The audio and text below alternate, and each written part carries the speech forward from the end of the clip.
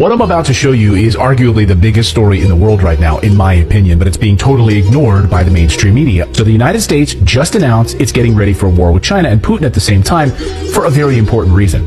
Chinese President Xi Jinping and Russian President Vladimir Putin are about to completely alter the international power structure and the monetary system. This is why they're getting ready for war. No other reason.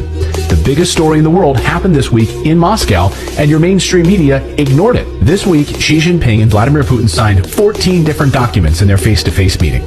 The biggest had to do with trade and currency. It's perhaps the biggest story in the world right now, but again, the U.S. media was obsessed with something else. He could be days away from becoming the first former president to be indicted. Donald Trump is under multiple criminal inquiries. The media wants you distracted from the U.S. banking crisis and the decline of the U.S. dollar. Saudi Arabia and Iran, Sunni and Shiite Muslim, are sworn enemies. They hate each other. And yet China just brokered a peace deal between them. Yes, China did that, not the United States. And then this week, Saudi Arabia openly talking about settling their oil trades in the Chinese currency yuan. This would replace the U.S. dollar. They would replace the petrodollar, the U.S. dollar that we use as a hammer to sanction any country we like. If the U.S. doesn't like you and wants to sanction you, they can, because if you want oil, you'll need to pay with U.S. dollars to settle that transaction. Imagine if the U.S. can't threaten you with dollars anymore.